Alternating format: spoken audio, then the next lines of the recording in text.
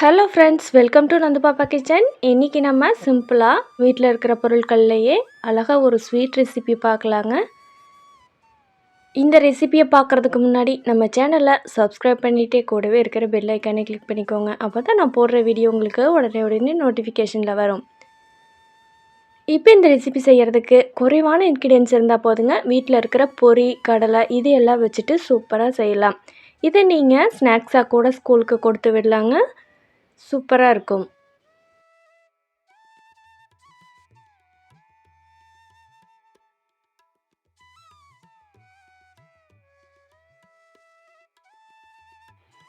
இப்போ இந்த ரெசிபி செய்கிறதுக்கு நல்லா ட்ரையாக இருக்கிற பொரி எடுத்துக்கலாங்க. 1 கப் அளவு பொரி எடுத்துக்கலாம்.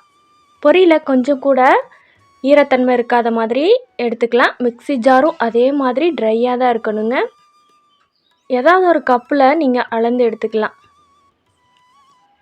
பொரி நல்லா பொடி பண்ணிட்டு வந்துடலாங்க. நல்லா ட்ரையாக பொடி பண்ணிவிட்டு அந்த பொடி இதில் ஒரு பாத்திரத்தில் கொட்டிக்கலாம். அதுக்கப்புறமா நீங்கள் எந்த கப்பால் பொரி எடுத்தீங்களோ அதே கப்பால் 1 கப் அளவு பொட்டுக்கடலை எடுத்துக்கலாம். பொட்டுக்கடலை எடுத்துகிட்டு இப்போது வாசனைக்காக ஏலக்காய் தூள் கொஞ்சமாக சேர்த்துக்கலாங்க. நீங்கள் முழு ஏலக்காவாக இருந்துச்சுன்னா கூட 2 ஏலக்காய் அல்லது 1 ஏலக்காய் சேர்த்துக்கலாம். இப்போ இனிப்புக்காக சர்க்கரை சேர்த்துக்கலாங்க. நான் இன்றைக்கி அதே கப்பில் 3/4 கப் அளவு நாட்டு சர்க்கரை சேர்த்துக்கிறேன். நீங்கள் ஒயிட் சுகராக இருந்துச்சுன்னா கூட ஒயிட் சுகர் கூட சேர்த்துக்கலாம். அதுவும் நல்லாயிருக்கும். இதையும் நல்லா ட்ரையாக பொடி பண்ணிவிட்டு அந்த மிக்சரையும் இதிலையே கொட்டிக்கலாம்.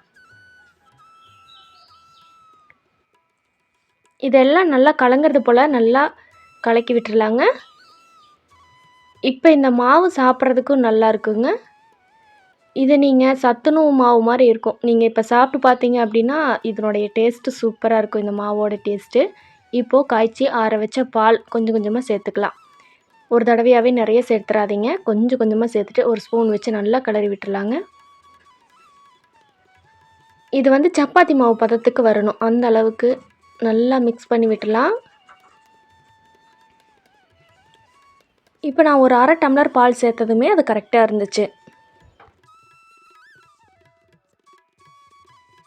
இப்போ கை வச்சுட்டு நல்லா பிசைஞ்சு எடுத்து வச்சிடலாங்க.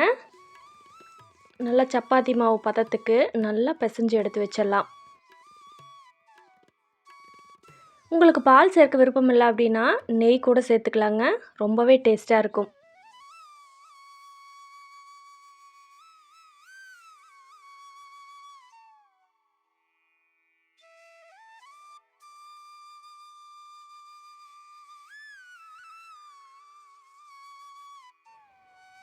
இப்போ இந்த மாவு எடுத்துகிட்டு சின்ன சின்ன உருண்டைகளாவோ அல்லது ரவுண்ட் ஷேப்லேயோ உங்களுக்கு விருப்பமான சைஸில் நீங்கள் பிடிச்சிக்கலாங்க.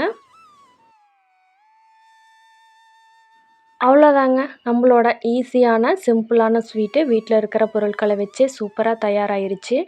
இதை நீங்கள் குழந்தைங்களுக்கு ஸ்நாக்ஸ் பாக்ஸு கூட கொடுத்து விடலாம் அல்லது ஈவினிங் டைம் ஸ்நாக்ஸாகவும் கொடுக்கலாம். இதே மாதிரி செஞ்சு பார்த்துட்டு எப்படி இருந்துச்சுன்னு சொல்லி கமெண்ட் பண்ணிவிட்டு நம்ம சேனலை சப்ஸ்கிரைப் பண்ணிவிட்டு லைக் பண்ணிவிட்டு நிறைய ஷேர் பண்ணுங்கள்.